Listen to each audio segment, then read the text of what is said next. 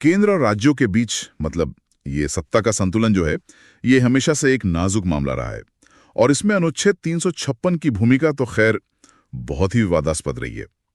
इसी से जुड़ा है एसआर बुम्बई बनाम भारत संघ का 1994 का मामला। आज हम इसी पर थोड़ी गहराई से बात करेंगे। ये मामला सीधे सीधे ये सवाल उठाता है कि भाई एक चुनी हुई राज्य सरकार को केंद्र कब और कैसे बर्खास्त कर सकता है? क्या ये बस केंद्र की मर्जी है? हाँ बिल्कुल। ये केस असल में अनुच्छेद 356 के इस्तेमाल की सीमाओं को समझने की एक बहुत बड़ी कोशिश थी।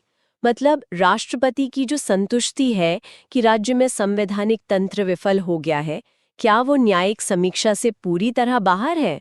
और कौन से आधार सही हैं, कौन से नहीं, राष्ट्रपति शासन लगाने के लिए मुंबई केस ने इन पर रोशनी डाली। अच्छा, तो अदालत ने सबसे पहले किस चीज पर ध्यान दिया?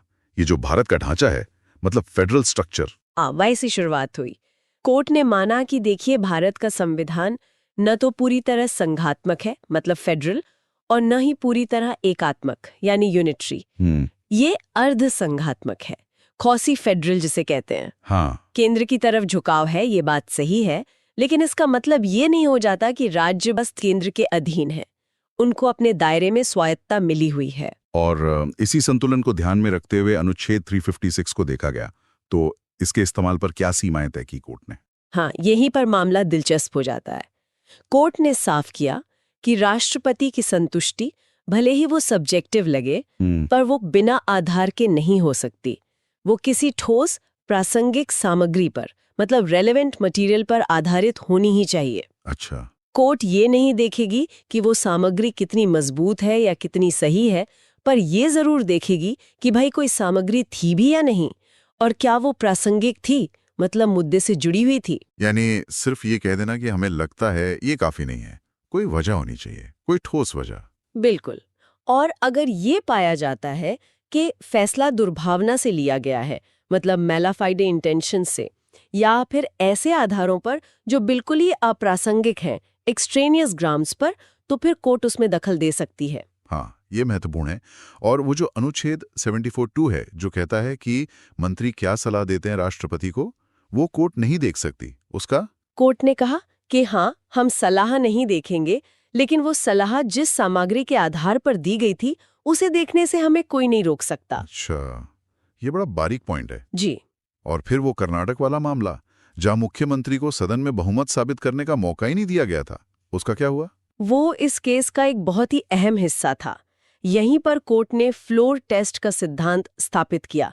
साफ कहा कि किसी सरकार के पास बहुमत है या नहीं, इसका फैसला राजभवन में राज्यपाल के अपने आकलन से नहीं होगा, बल्कि सदन के पटल पर होगा, विधानसभा के अंदर। इसे ही फ्लोर टेस्ट कहते हैं। राज्यपाल को मुख्यमंत्री को सदन में अपना बहुमत साबित करने का मौका देना चाहिए। ये एक तरह से संवैधानिक परंपरा है। और ऐसा ना करना, जैसे कर्नाटक, नागालैंड, मेघालय में हुआ था, वो गलत था। हाँ, कोर्ट ने उन मामलों में राज्यपाल के एक्शन को सही नहीं माना। कहा कि बहुमत का फैसला सदन के अंदर होना चाहिए था, न कि बाहर। सही बात है। अच्छा, फिर एक और बड़ा मुद्दा था इसमें, धर्मनिरपेक्षता का, सेक्युलरिज्म का, खासकर मध्य प्रदेश, राजस्थान, हिमाचल के संदर्भ में। जी हाँ, ये इस केस का एक और मील का पत्थर है। कोर्ट ने धर्मनिरपेक्षता को, सेक्युलरिज्म को, संविधान का आधारभूत ढांचा यानी बेसिक स्ट्रक्चर घोषित किया। बेसिक स्ट्रक्चर, इसका मतलब क्या हुआ फिर? इसका मतलब ये हुआ कि धर्मनिरपेक्षता संविधान की वो बुनियाद है जिसे बदला नहीं जा सकता, और कोई भी सरकार, चाहे केंद्र की हो या राज्य की, वो ऐसी नीतियां नहीं अपना सकती जो धर्मनिरपेक्षता के सिद्धांत के खिलाफ हों। तो अगर कोई राज्य सरकार, मान लीजिए, सांप्रदायिक आधार पर काम करती है, तो क्या वो भी अनुच्छेद 356 लगाने का एक वैलिड ग्राउंड बन सकता है? हाँ, कोर्ट के मुताबिक बिल्कुल बन सकता है। उन 3 राज्यों में मध्य प्रदेश, राजस्थान और हिमाचल प्रदेश सरकारों की बर्खास्तगी को कोर्ट ने इसी आधार पर सही ठहराया था।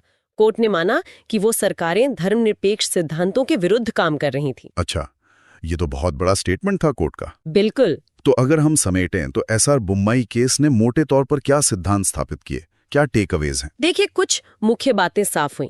पहला, कि अनुच्छेद 356 के तहत राष्ट्रपति शासन लगाने की जो शक्ति है, वो असीमित नहीं है। वो जुडिशियल रिव्यू के दायरे में आती है। हाँ। समीक्षा के आधार सीमित हैं, जैसे दुर्भावना, अप्रासंगिकता वगैरह। ठीक है। और दूसरा, बहुमत का फैसला हमेशा सदन के पटल पे होगा, फ्लोर टेस्ट। ये सिद्धांत पक्का हो गया। तीसरा, धर्मनिरपेक्षता संविधान का आधारभूत ढांचा है और इसका उल्लंघन राष्ट्रपति शासन का एक वैध आधार हो सकता है। और एक और बात थी शैम कि अगर कोर्ट पाती है कि राष्ट्रपति शासन गलत लगाया गया है तो हाँ, ये भी बहुत महत्वपूर्ण है। अगर अदालत घोषणा को असंवैधानिक पाती है तो वो बर्खास्त की गई सरकार और भंग की गई विधानसभा को बहाल कर सकती है, रिवाइव कर सकती है। तो कुल मिलाकर एसआर बोम्मई केस सिर्फ एक कानूनी फैसला बर नहीं था, इसने हमारे लोकतंत्र, हमारे संघीय ढांचे को एक तरह से बचाने और मजबूत करने का काम किया। अनुच्छेद 356 के मनमाने इस्तेमाल पर एक जरूरी लगाम लगाई। बिल्कुल सही कहा आपने। ये एक लैंडमार्क जजमेंट है और ये हमें आज भी सोचने पर मजबूर करता है कि देखिए, संवैधानिक प्रावधानों का दुरुपयोग रोकने के लिए क्या सिर्फ अदालती जांच ही काफी है, या फिर राजनीतिक इच्छा शक्ति, संवैधानिक नैतिकता मतलब कॉन्स्टिट्यूशनल मोरालिटी, इसकी भी उतनी ही जरूरत है। ये एक सवाल है जो हमेशा बना रहता है।